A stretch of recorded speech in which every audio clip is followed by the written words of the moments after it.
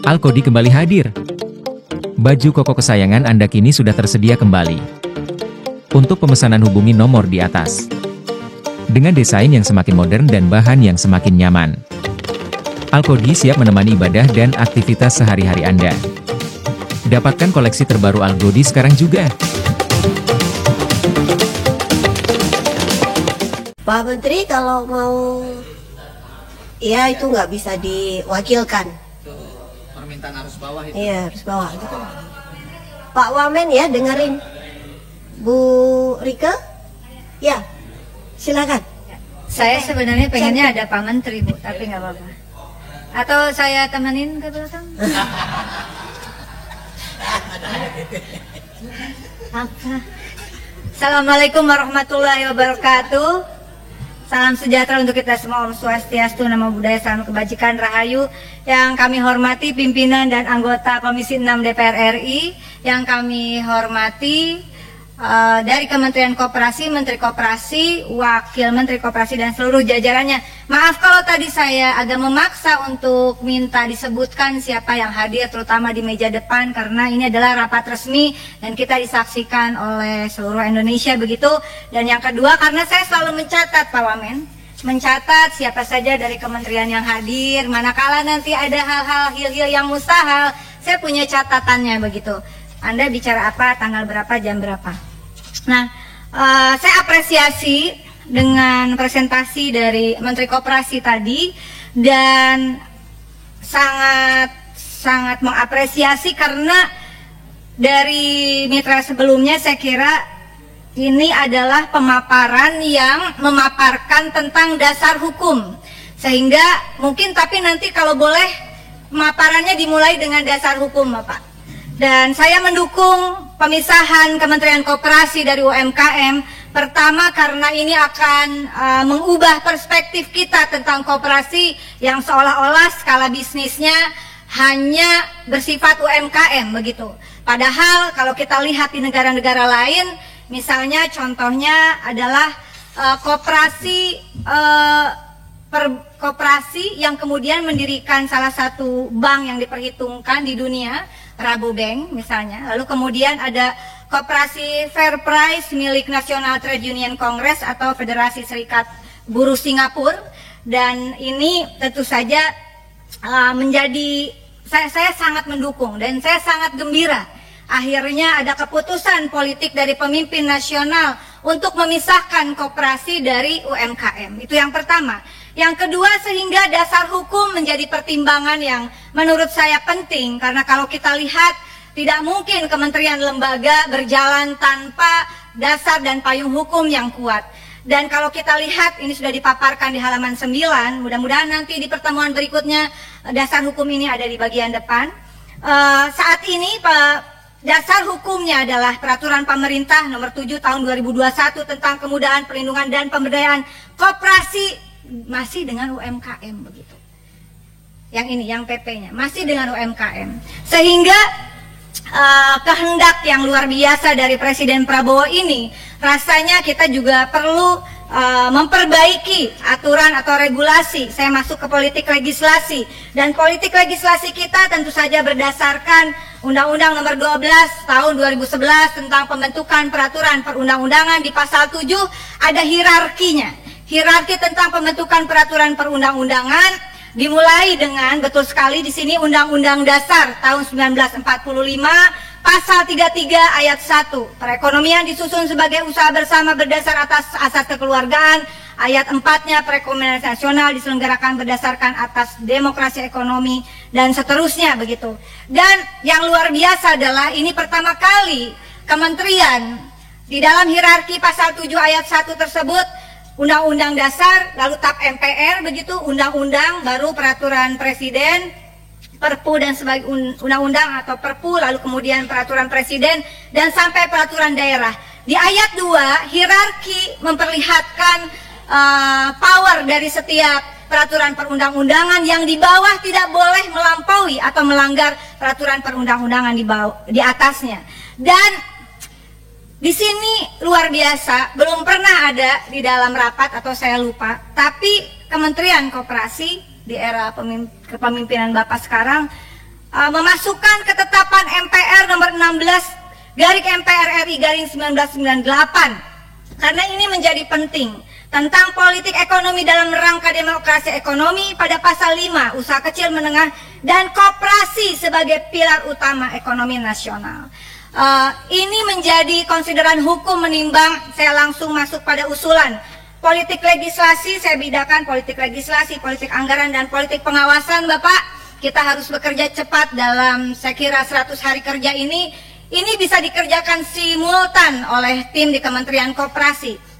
Oleh karena itu saya mengusulkan di dalam rapat ini agar segera disusun naskah akademik dan draft perubahan atas undang-undang koperasi begitu. Apakah akan usulan dari Kementerian Koperasi atau usulan dari Komisi 6 nanti dibicarakan, tetapi intinya dasar hukum itu menjadi penting untuk pembentukan Kementerian Koperasi, pendirian Kementerian Koperasi, berikut turunan organisasinya, dan nanti politik anggaran dan politik pengawasannya, dan skup dari klasifikasi koperasi. Nah, saya ingin menekankan beberapa hal di dalam politik legislasi ini.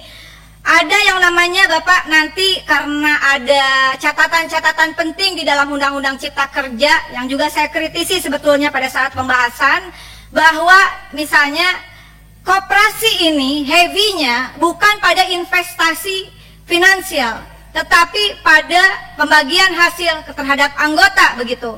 Dan bisa dilihat nanti di Cipta Kerja, marilah kita perbaiki di revisi Undang-Undang Koperasi. Sistem DAIFI ini menjadi penting, saya sampaikan, diusulkan oleh Dr. Charles Howard, mungkin bisa menjadi bagian naskah akademik. Sistem manajemen kebijakan pembagian keuntungan berdasarkan partisipasi pekerja dan konsumen, tidak hanya dari dasar investasi finansial. Pembagian keuntungan didasarkan atas transaksi lain seperti tenaga atau pikiran serta tanggung jawab jabatan dalam model koperasi pekerja. Pembelajaran untuk koperasi konsumen dengan prinsip buy more, get more, dan kemudian hasil produksi untuk koperasi produsen, begitu. Dan kemudian yang kedua adalah pengambilan keputusan, tidak tertumpu pada satu orang, tapi juga dalam mengambil keputusan yang dasarnya adalah setiap orang sama. Dan prinsip ini saya kira mohon dibantu juga dari tim Kementerian Koperasi, sistem dengan dasar keadilan partisipatif dan dasar keadilan untuk semua. Itu menjadi penting, menjadi ruh dari revisi Undang-Undang Koperasi. Yang kedua adalah terkait politik anggaran. Politik anggaran, usulan tambahan anggaran 2025 untuk program 1,7 triliun sekian, untuk kesekjenan 440 miliar sekian. Total usulan anggaran adalah 2, sekian triliun begitu. Saya tidak akan memperdalam ini karena ini juga belum masanya untuk pembahasan begitu. Dan saya sepakat dengan Ibu Ketua, tentu saja kita hanya menerima, Ibu, ya. Tapi kita juga belum bisa mengambil keputusan. Dan politik legislasi itu menurut saya juga di sini ada pimpinan yang merupakan pimpinan Dekopin. Kita harus bergegas, Bapak, karena dari revisi Undang-Undang Koperasi itu maka akan terlihat postur yang kokoh atau tidak terhadap politik anggaran kepada Kementerian Koperasi. Tidak bisa hanya statement politik. Statement politik itu harus berubah menjadi keputusan politik, norma yuridis berkekuatan hukum tetap. Dan karena itu saya setidaknya mudah-mudahan mendapatkan dukungan. Ini kita perjuangkan untuk menjadi program legislasi nasional prioritas setidaknya di 2025. Yang kedua adalah tentang politik pengawasan. Politik pengawasan saya ambil ilustrasi 7 September 2024. Ini ada terlilit uang pinjol dan judol, pria asal Bandung curi ratusan ATM nasabah koperasi. Yang kedua 10 Juli 2024, gelapkan uang koperasi untuk judol, remaja asal Banjarnegara bikin sandiwara jadi korban judol. 25 Oktober 2024 PPATK blokir 13.000 rekening dengan total uang di sana sekitar 280 triliun. Dan kemudian tadi sudah disampaikan ada apa tadi nama tuh? Rentenir ya, rentenir. Tapi saya dalam politik pengawasan ini saya ingin fokus pada pinjaman online ilegal berkedok koperasi. Ya, dengan modus mudah, pinjamannya mudah, cepat, biaya besar, bunga tinggi, jangka waktu pinjaman pendek. Fintech lending ilegal ini menggunakan aplikasi website seolah legalitas koperasinya di-approve oleh Kementerian Koperasi UMKM. Nah, Bapak, dari temuan PPATK ini, dan tentu saja jangan sampai kami mendukung agar jangan sampai kecolongan lagi ada ordal ini di Kementerian Koperasi. Mungkin bisa berkomunikasi untuk berkoordinasi dengan PPATK.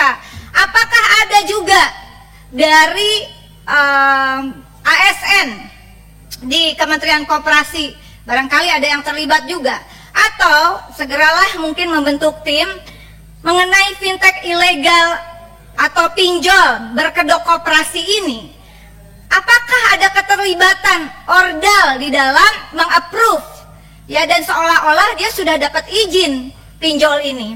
Yang kemudian juga penting adalah ini pinjol itu servernya 22% di Indonesia, begitu, sisanya di luar negeri. Dan saya terinspirasi dengan apa yang disampaikan Pak Menteri pada tanggal 22 Agustus 2023, waktu itu masih di Kominfo, bahwa judi online dan pinjol ilegal dianggap kakak adik, ujungnya kriminalitas. Daya rusak sosialnya tidak lagi bisa didiamkan. Sepakat Pak, sikat mafia pinjol dan judol. Ada kurang lebih masyarakat kita terlibat pinjol 138 triliun Bapak. Nah, penting kiranya untuk saya kira antara pinjol ilegal berkedok koperasi, lalu kemudian ada judi online di dalamnya, lalu nanti ada kaitannya dengan tindak pidana pencucian uang, lalu ada kaitannya dengan tindak perdagangan manusia, TPPO, begitu. Mohon di awal kita tidak usah berbasa-basi kayaknya, karena Pak Menteri ini lagi jadi sorotan, ya, dengan adanya ordal di kementerian yang lama. Dan saya berharap langkah cepat salah satunya adalah screening Pak di kementerian Bapak, termasuk yang terlibat pinjol or judol, karena di BUMN saja contohnya Indofarma itu terlibat pinjol, pakai uang perusahaan bayarnya. Kemudian judol, apakah ada yang